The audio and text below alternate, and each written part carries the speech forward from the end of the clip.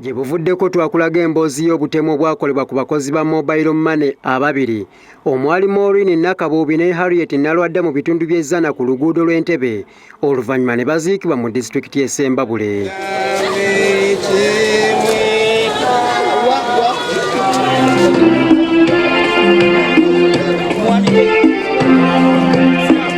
Omwogezi wa poliisi mu Kampala n'Emirirwano Patrick Onyango yategeeza nti poliisi yali ebakanye n'ogwayo ogw'okunoonyereza. Wetwogerera ng'abantu bana be baakakwatibwa ku bigambibwa nti bandibanga bamanyi ku byekuusa ku butemu buno. Olwaleero kumpi buli kitongole kya poliisi kikiikiriddwa bwe babadde batwala abantu poliisi be yakwata mu kifo ewaakolebwa obutemu.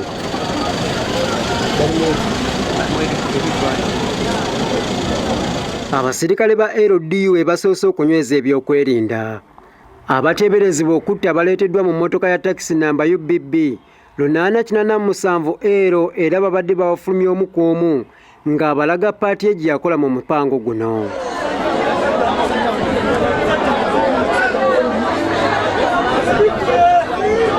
Wakati mu byokwerinda bannamawulire obwedde ebifaananyi tubbirira bibbirire mu kulemesebwa okuva eri abakuumaddembe.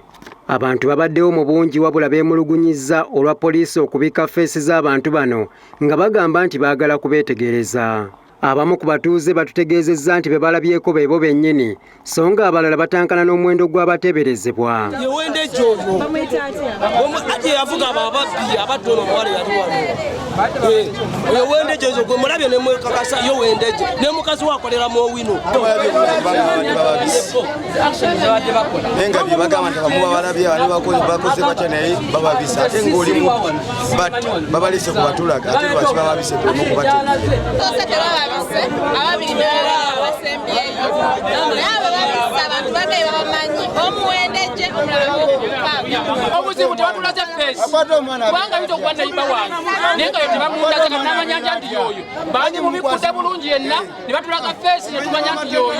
N'omubaka wa Paalamenti ow'Amakindye Ssaabagabo Ssempala Kigozi Ssajja lya Beene yeemulugunyiza ku nsonga y'okukweka feesi z'abantu bano.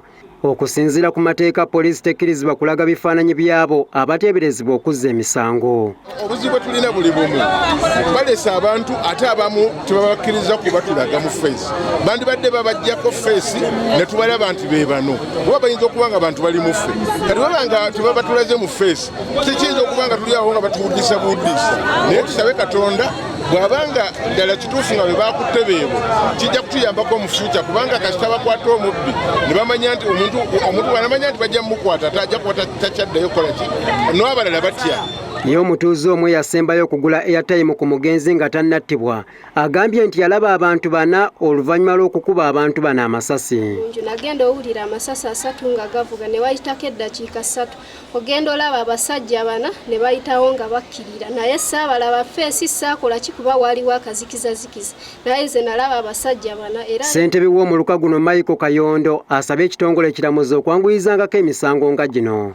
Nina okujoola eri omulamuzi Omulondo n'abalamuzi abalala abazze bakola bwe batyo kubanga abalamuzi bawerako abazze basala oli basala omusango nga agusala kivandulo naye nga olaba musango butuufu guli ku kirala n'asala birala. Ebitongole by'ebyokwerinda bibadde bikulembeddwamu ssenkulu w'ekitongole ekinoonyereza ku misango Grace Akulo. Kiyingi Moses, Deuta TV, Amasukkulumu.